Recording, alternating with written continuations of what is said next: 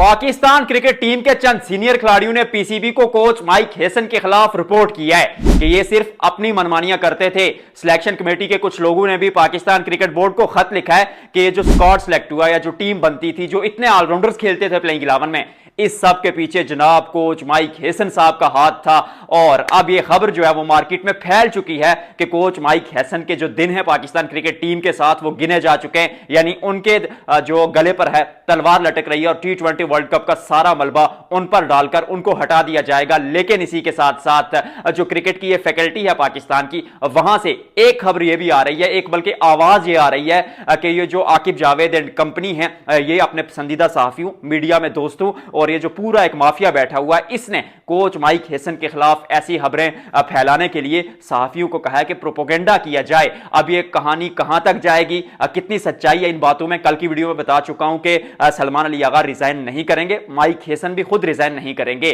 अलीम डार resign कर चुके हैं। और अलीम डार वैसे मैं आपको ये बताता चलूं कि वो कोई सैलरी नहीं ले रहे थे पाकिस्तान क्रिकेट बोर्ड से, वो ऑनरी तौर पर सिलेक्शन कमेटी में बैठते थे और अपना पॉइंट देते थे। और वो शादाब खान और बाबर की सिलेक्शन के खिलाफ थे, जिस पर उनमें और माइक हेसन में तकरार भी हुई थी, एक बहस भी हुई थी। अब ये स्टोरी आपके सामने थोड़ी रखता हूं, जो मुझ तक खबरें पहुंच रही हैं, जो मेरा खबरी मुझे कह रहा है कि पाकिस्तान क्रिकेट के चंद सीनियर खिलाड़ी, अब उनमें नाम तो किसी का सामने नहीं आया, लेकिन सीनियर खिलाड़ियों में देखा जाए तो शाहीन शाह अफरीदी, बाबर आजम, फखर जमान, इन खिलाड़ियों का सबसे ऊपर नाम है। इन खिलाड़ियों ने पाकिस्तान क्रिकेट बोर्ड को जब वो अपनी रिपोर्ट दी, जब उनसे पूछा गया कि भाई इतनी बुरी कारकर्दगी क्यों हुई वर्ल्ड कप में, उन्होंने कहा कि कोच माइक हेसन साहब अपनी मनमानियां करते थे, अपनी मनमानी से वो प्लेइंग 11 बनाते थे, जिसको मर्जी चाहा ओपनिंग करवा दी, जिसको चाहा मिडिल ऑर्डर में खिला दिया। बायर जो स्पेशल खिलाड़ी थे जैसे इब्रार अहमद बेंच पर थे, लेकिन शादाब और नवाज आधे तीतर आधे बटेर ऑलराउंडर्स जो है अब वो माइक हेसन को पसंद थे तो वो खेल रहे थे। साइम अयूब इसी चक्कर में, बॉलिंग के चक्कर में 60 मैचेस पाकिस्तान के लिए खेल जाते हैं। माइक हेसन के एरा में वो 14 मैचेस एशिया कप और वर्ल्ड कप में मिलाकर खेले, जहां पर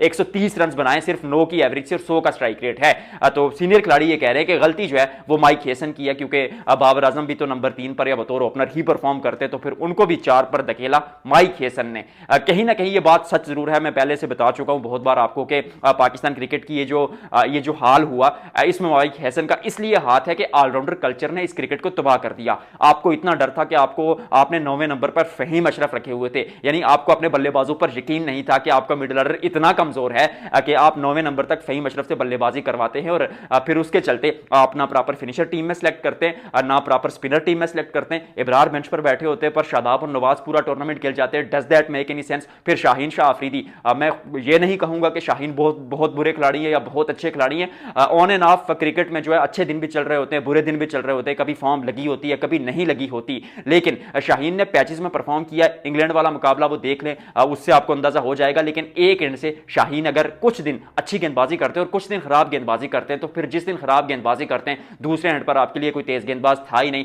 नसीम शाह पूरे टूर्नामेंट में बेंच पर बैठे रहे, सलमान मिर्जा एक मुकाबले में आते हैं, दूसरे में फिर ड्रॉप हो जाते हैं, फहीम अशरफ तो गेंदबाजी करते ही नहीं है, तो फिर स्पिनर्स के साथ एक आपका एस गेंदबाज क्या क्या करता, ये भी तो सवाल है। मैं हमेशा कहता हूं कि ये जो ऑलराउंडर्स थे, ये जो फ्लेक्सिबिलिटी थी टीम में, इसने पाकिस्तान क्रिकेट को अनप्रिडिक्टेबल से बिल्कुल जो है वो लोअर लेवल की टीम बना दिया, और जिसके चलते सामने वाली टीम जो थी उसको आपका लूप होल पता था। आप जो आखिरी मुकाबला इंग्लैंड के खिलाफ हारे, उसमें भी देखिए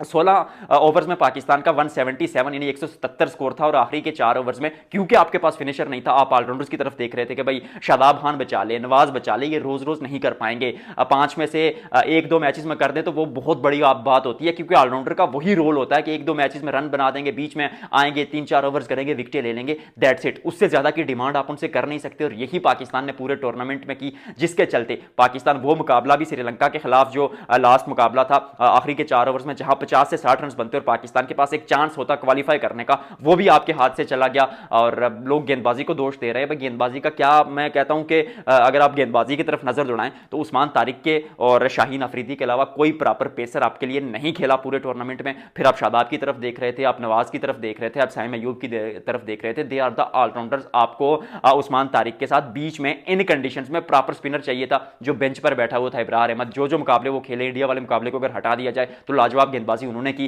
पर पाकिस्तान की जो प्लेइंग 11 बनती थी, इसी तरह से बाबर आजम परफॉर्म वो नंबर 3 पर करते हैं या ओपन करते हैं, अगर वहां उनकी जगह नहीं बनती, साहिबजादा फरहान अच्छा कर रहे हैं, सैम अयूब पर आपको यकीन था और सलमान अली आगा को आप इंटेंट के साथ नंबर 3 पर भेज रहे थे कि जाइए अटैकिंग क्रिकेट खेलिए, एक नई चीज लेकर आइए, तो फिर बाबर आजम को बाहर बिठाना ज्यादा बेहतर था कि उनको नंबर 4 पर खिलाया जाए। अब इन सारी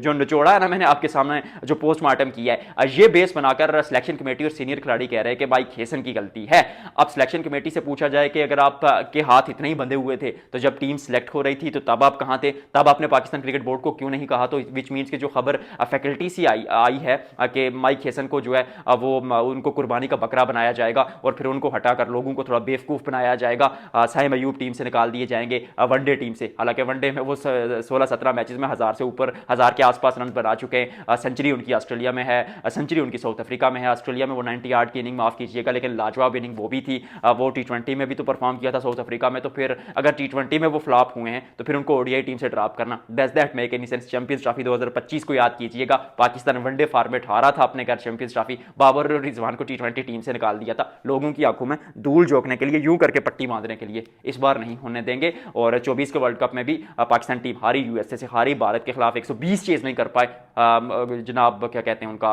वो सर, यार वो मतलब क्या नाम था उनका, मोहसिन नकवी, नहीं मोहसिन नकवी नहीं यार, कोई और पाकिस्तान क्रिकेट बोर्ड को चला रहा है, मैं उनका नाम नहीं लूंगा। तो उनके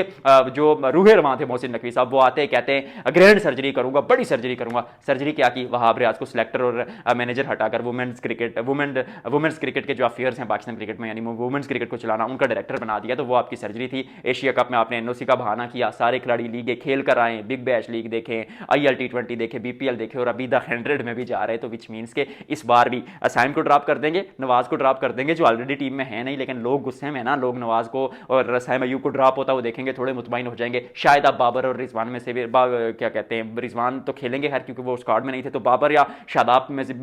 इन दोनों में से भी किसी एक को ड्रॉप कर देंगे, लोग थोड़े मुतमईन हो जाएंगे, फिर PSL आ जाएगा, किंग आ जाएगा, सारे खुश हो जाएंगे, कुछ नहीं होगा। माइक हेसन के खिलाफ बातें चल रही हैं, शायद उनको हटा दिया जाए, लेकिन अभी तक पाकिस्तान क्रिकेट बोर्ड ने ऑफिशियली जो है वो कुछ कहा नहीं है। जब वो ऑफिशियली कोई चीज कहेंगे सबसे पहले आपको इसी चैनल पर मिलेगी। आपको पता है, मिलते हैं हम अगले व्लॉग में।